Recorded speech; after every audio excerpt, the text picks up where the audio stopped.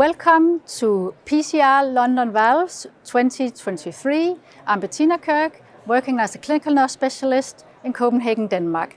And I'm pleased to welcome Professor John Webb from Vancouver in Canada, also Alexandra Baer from Sydney, Australia.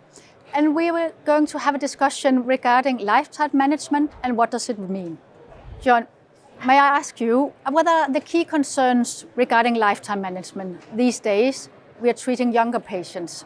So I'm just going to start off by saying that in the early days of TAVI or TAVR, we didn't worry about lifetime management. Our goal was to get the patient out of the procedure room, out of the hospital, and alive at 30 days. And that was a success. We were dealing with patients that had a short lifespan, and this was really palliation. Things are changing. Nowadays, we treat low-risk patients. They're typically younger and going to live a longer time, and many of them outlive their valve. And this is a major issue, what to do with the patient whose valve is worn out. And so it engenders all sorts of discussions about the long-term management of valve patients. There's things like anticoagulation. If you have a mechanical valve, maybe you need warfarin. You know, with the tissue valve, you may just need aspirin, surgical or transcatheter. Are you going to need a pacemaker? If so, you might need a pacemaker for decades if you're a young patient. There may be implications with this. And then down the road, you may need coronary angiograms if you develop coronary disease or angina. Some valves will be a problem with that, others will not. And then how long will the valve last? It seems like they're going to last a pretty good amount of time, but sometimes you're going to outlive your valve, and you're going to have to face the issue of having surgery and the valve taken out, and having a surgical valve put in, or maybe have a second TAVI valve within the first one. And sometimes that's going to be possible, and sometimes it isn't. And so the physicians and the patients and nurses need to think about this. What will be my option for plan B when my valve fails, as it will if you're young enough?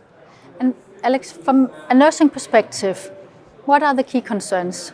As John said, in the early days, our patients were older and more frail. We didn't expect any of them really to outlive their first valve. And now we do with our younger and low-risk patients. And so I think the way structural heart coordinators have had to change their education is that we need to now discuss the lifetime of their disease and the lifetime of their treatment. And that's a very different conversation. So, for both of you, how do we improve lifetime management in the future? I think from a nursing perspective, it's important to manage the expectations of our patients and educate them in an unbiased way. We need to keep them as informed as they can prior to their procedure, and so that they understand what is happening to them and what their options for treatment are. Would you agree, John? Yes, I think so. I think from my point of view, I'll just focus on the physician's role a little bit and the nurse's role perhaps, is I think we need to understand more about what will happen when these valves fail. What will the options be for an individual patient? And we're still learning, it's going to depend on which kind of valve you put in the first time, whether it's repeatable, how you position it, whether it's repeatable. If you do a TAVI in a patient who's young, a child of 70, for instance, then they may well be 80 and their valve has failed, and are they going to be able to have another TAVI? Or now does the 80-year-old need open heart surgery, which is something they really want to avoid? So we need to think about these things as professionals and help patients think about these issues about what is my lifetime plan for replacing my valve. This valve will last 10 years, and then what's going to happen at that point for the next 10 years of my life. This will be increasing an issue that we need to be able to answer for patients.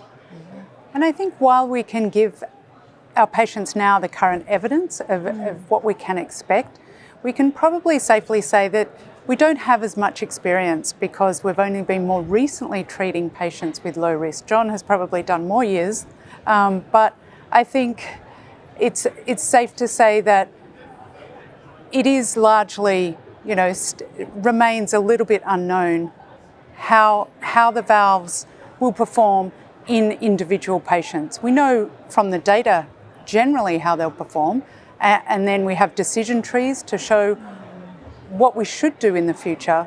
But I think for these patients, we really have to look at their individual anatomy, their individual lifestyle, their comorbidities, to really make informed decisions ourselves as professionals about what the right choice of valve is now.